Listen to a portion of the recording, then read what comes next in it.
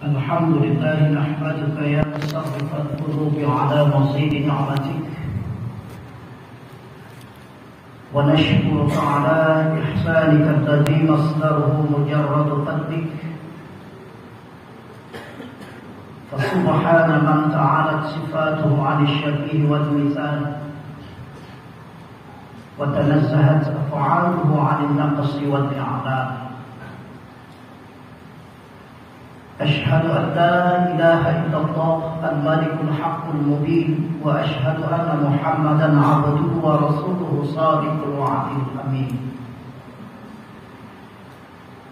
اللهم صل وسلم وبارك على سيدنا محمد الذي صغر بصحيح عظمه جيش الجهالة ومزق بسالم عظمه شق الضلالة وعلى آله الذين اهتدوا بهديه والأصحاب الذين مهدوا بلطيف جمعهم طريق الصواب. أما بعد فيا عباد الله أوصيكم وإياي نفسي بتقوى الله وطاعته لعلكم تفلحون. فقال الله تعالى في القرآن العظيم وهو أصدق القائلين وبقوله يهتدي المهتدون. أعوذ بالله من الشيطان الرجيم. بسم الله الرحمن الرحيم. يا أيها الذين آمنوا اتقوا الله حق تقاته ولا تموتن إلا وأنتم مسلمون. فقال تعالى في آية أخرى سبحان الذي أسرى بعبده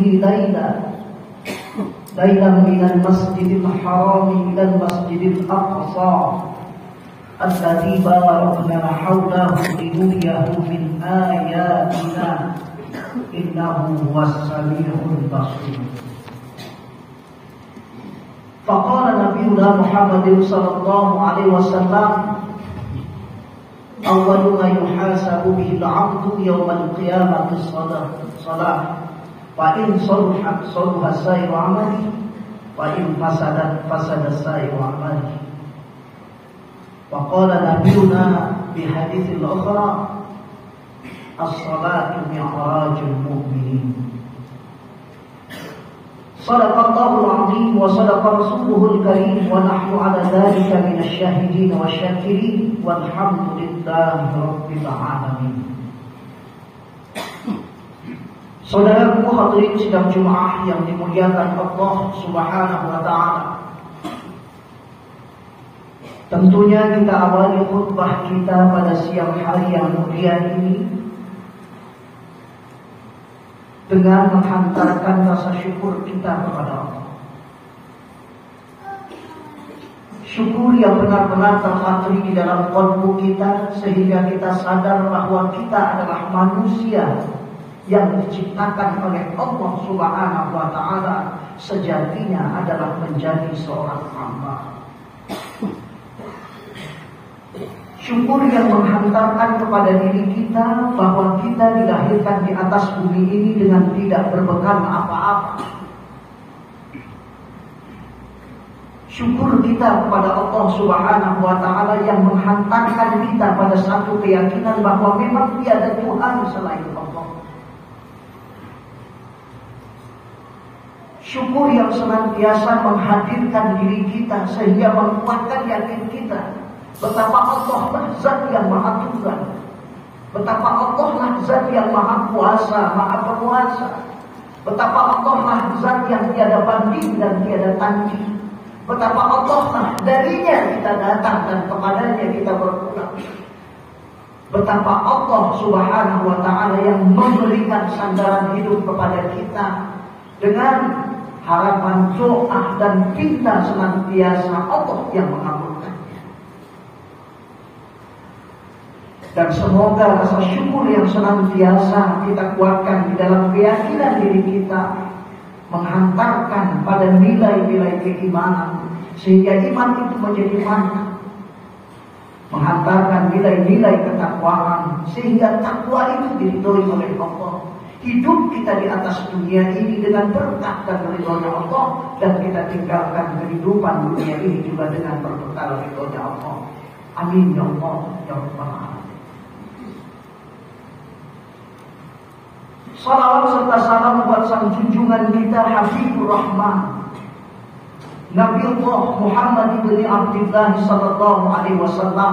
Allahumma shalli wa sallim wa barik alaihi wa alihi. Dialah sosok makhluk yang diciptakan oleh Allah sebagai suri teladan dari setiap kita yang menjadi pengikut.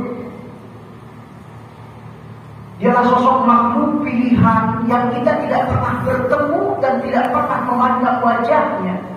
Namun tatkala kita menziarahi makamnya, air mata kita tidak akan pernah berhenti mengalir di pipi kita. Dialah Rasulullah SAW yang sama sekali kita tidak pernah mengenalnya dalam bentuk zahir kita, tapi hati kita merupakan hati yang rindu akan dirinya. Dialah Rasulullah SAW, satu-satunya Nabi dan Rasul yang mampu memberikan pembelaan kepada umatnya. Dan itu tidak diberikan Allah kepada Nabi dan Rasul lainnya, sehingga Nabi dan Rasul lainnya tidak mempunyai kemampuan untuk meminta tolong di hadapan Allah pada yaumil akhir nanti. Dialah Muhammad Rasulullah sallallahu alaihi wasallam yang ketika ia dibangkitkan dari kuburnya, manusia satu-satunya yang paling sibuk bukan hanya memikirkan dirinya dan keluarganya, tapi memikirkan seluruh umatnya, sambil ia mencari dan menyeru kepada setiap yang dia temui, ummati, ummati, ummati. Itulah Rasulullah. Maka pantas saudaraku yang dirahmati dan dimuliakan Allah, betapa kita belum terlahir di atas dunia ini, Rasulullah mengingat kita di saat ajalnya ketika malaikat Israel mencabut nyawanya, merasa sakit olehnya. Lalu ia katakan kepada Israel, wahai Israel, seperti ini kan sakit kematian itu. Israel mengatakan, wahai Habibullah, sungguh aku tidak berani menyakitimu dalam mencabut nyawamu, mencabut rohmu. Tapi ya Rasulullah, aku mencabut dengan penuh kasih sayang. Dan apabila engkau masih merasakan sakit, maka maafkan aku, wahai Rasul Habibullah. Rasulullah pun menitikkan air mata, lalu ia menyetok, wahai Israel, apabila sakit kematian itu seperti ini, maka tunggu dulu. Mintakan kepada Allah, wahai Israel, agar seluruh rasa sakit umatku ketika sakaratul maut berikan kepadaku. Mintakan itu kepada Allah. Saudara yang dirahmati dan dimuliakan Allah, betapa cinta rasa sayang Rasulullah SAW. Bahkan sakaratul kematian pun Rasulullah mau untuk mengembangnya. Allahumma shalli wa sallim wa barik alaihi. Semoga dengan salawat dan salam yang senantiasa kita perbanyak, mampu menghantarkan kita kepada naungan syafaat. Syafaat yang kita rindu, syafaat yang kita tunggu, syafaat tempat kita berhimpun, syafaat tempat kita bernaung dengan kasih sayang Rasulullah sallallahu alaihi wasallam. Amin ya Allah ya Rabbal Alamin. Saudaraku hadirin sidang Jumat yang dirahmati dan dimuliakan Allah Subhanahu wa taala. Sebuah kebahagiaan kepada kita ketika Allah memilih kita menjadi hamba Allah yang beriman. Hamba yang memiliki tuntunan dalam kehidupan, dan tuntunan itu senantiasa berjalan bukan sejak kita dilahirkan, tapi sejak alam diciptakan. Bahkan tuntunan itu menghantarkan kepada kita bukan hanya di dalam kehidupan, sampai bumi ini pun dikiamatkan. Apa itu? Al-Quran. wa sunnati Rasulillah sallallahu alaihi wasallam. Allah menceritakan semua kisah, dan dari setiap kisah Allah pilah dan Allah pilih. Allah ceritakan di dalam Al-Quran secara jelas dan tegas. Banyak peristiwa yang cukup luar biasa, tapi peristiwa itu merupakan peristiwa yang hanya biasa saja di mata Allah. Allah ceritakan bagaimana Allah menciptakan Adam, manusia satu-satunya yang tidak pernah punya ayah dan tidak punya ibu. Apabila kita mampu untuk mencernanya dengan akal pikiran kita kumpulkan manusia-manusia cerdas, maka manusia cerdas hari ini tidak akan bisa mengambil kesimpulan bagaimana proses penciptaan Adam. Maka penciptaan Adam merupakan peristiwa, salah satu dari peristiwa yang besar yang Allah tunjukkan di dalam Al-Quran. Ia adalah manusia yang tidak punya ayah dan tidak punya ibu. Allah ungkap peristiwa besar lainnya, dan ini juga tidak masuk di akal kita. Bagaimana Allah menciptakan Isa alaihissalam, meniupkan ruh ke rahim Maryam, maka lahirlah Isa dengan sebutan Isa bin Maryam. Ia bersandar kepada ibunya, bukan kepada ayahnya. Sama. Ketika kita kumpulkan manusia-manusia pintar sampai hari ini, pasti ia tidak akan bisa merumuskan bagaimana Isa diciptakan oleh Allah Subhanahu wa Ta'ala, sehingga Allah meniupkan ruh ke rahim Maryam, manusia satu-satunya yang ia terlahir di atas bumi, namun tanpa ada proses hubungan biologis antara laki-laki dan perempuan. Ini peristiwa tidak masuk di akal kita, tapi kita yakini di hati kita. Ini peristiwa hebat. Allah ungkap di dalam Al-Quran bagaimana seorang Ibrahim alaihissalam ketika ia ditangkap oleh pasukan Namrud dan dicampakkan ke dalam kobaran api, dan api itu tidak sedikit pun membakar kulit Ibrahim. Ini peristiwa juga bukan peristiwa yang bisa kita terima akal, karena akal kita pasti akan mengatakan apapun yang dimasukkan ke dalam api pasti akan luluh lantak, hancur lebur. Tapi tidak dengan Ibrahim. Sederhana sekali. Allah hanya panggil api, ya narukuni bardan wa salaman ala Ibrahim. Wahai api, jangan engkau bakar Ibrahim, diamlah, dinginlah dan selamatkan. Maka api keluar dari sifat aslinya, yang sifat asli adalah panas. Maka api keluar dari sifat asli atas perintah sang penciptanya.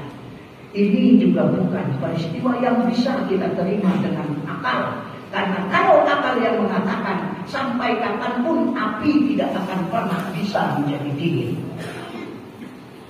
Ini peristiwa hebat.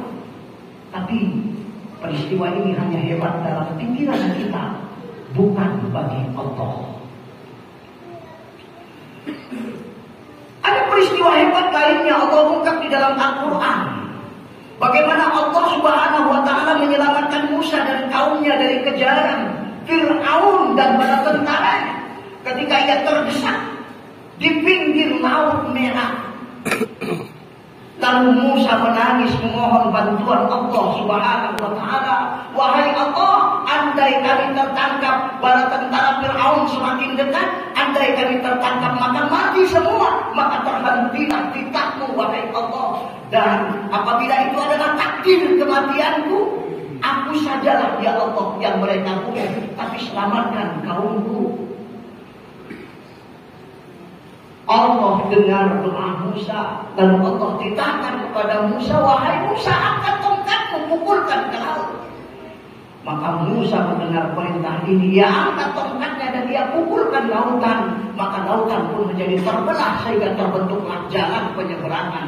Musa dan kaumnya selamat dari kejaran Fir'aun dan bala tentara. Ini juga bukan peristiwa yang bisa kita terima akal. Tapi Allah ceritakan peristiwa ini di dalam Al-Quran. Maka wajib kita meyakini bahwa benar peristiwa ini pasti terjadi. Lalu saudara yang dimuliakan Allah, dari semua peristiwa yang hebat itu, ada satu peristiwa yang cukup luar biasa yang membahagiakan kita. Bila peristiwa Adam yang begitu hebat, kita tidak terlibat di situ. Bila peristiwa Musa yang begitu hebat, juga kita tidak terlibat di situ. Bila peristiwa Isa yang begitu luar biasa, kita tidak terlibat di dalam peristiwa itu. Bila peristiwa Ibrahim itu cukup luar biasa, dan kita juga tidak terlibat dalam peristiwa itu. Ada satu peristiwa yang jauh lebih hebat dari peristiwa tersebut. Allah ungkapkan di dalam Al-Quran, dan kita terlibat di situ. Apa itu? Mi'rajun Nabi. Subhanalladzi asra bi 'abdihi laila minal masjidil haram ilal masjidil aqsa. Maha suci Allah yang telah memperjalankan anak Rasulnya dari Masjidil Haram ke Masjidil Aqsa. Peristiwa ini lebih dahsyat daripada peristiwa Musa. Kenapa? Karena ketika Allah Subhanahu wa ta'ala menceritakan peristiwa Musa, Allah tidak mengawalinya dengan kalimat subhanallah. Peristiwa ini lebih hebat daripada peristiwa Ibrahim yang tidak terbakar. Kenapa? Karena ketika Allah ingin mengatakan peristiwa Ibrahim, Allah juga tidak mengatakan subhanallah. Peristiwa ini lebih hebat daripada peristiwa Adam. Kenapa? Karena ketika Allah ingin mengatakan peristiwa Adam, Allah tidak mengawalinya dengan kalimat subhanallah. Peristiwa ini diawali dengan kalimat subhanallah, maha suci. Yang ahli tafsir mengatakan bahwa setiap berita yang diawali dengan kalimat tasbih, maka peristiwa itu adalah peristiwa yang luar biasa. Betapa bahagianya saudara yang dirahmati dan dimuliakan Allah. Ternyata peristiwa Isra dan Mi'rajnya Nabi adalah peristiwa terbesar dari peristiwa yang besar lain. Peristiwa yang istimewa dari peristiwa yang lebih istimewa lain. Allah Akbar, saudara yang dirahmati dan dimuliakan Allah. Lalu apa yang kita mengatakan kita terlibat di dalamnya? Rasulullah SAW mengatakan, as-salatu mi'rajul mu'minin. Salat itu adalah mi'rajnya bagi orang-orang yang beriman. Maka siapa kita yang menjaga salat, karena salat itulah inti daripada perjalanan Isra dan Mi'rajnya Nabi, maka kita pun sudah mi'raj. Siapa yang menjaga, menguatkan, mendudukkan, menjadikan salat itu menjadi tameng kehidupannya, maka dia sudah mi'raj. Dan apabila sudah mi'raj, berarti dia lebih istimewa dari Adam. Siapa yang mampu menjaga salatnya, menjadikan salatnya sebagai tameng kehidupan, maka dia lebih kuat dari Musa.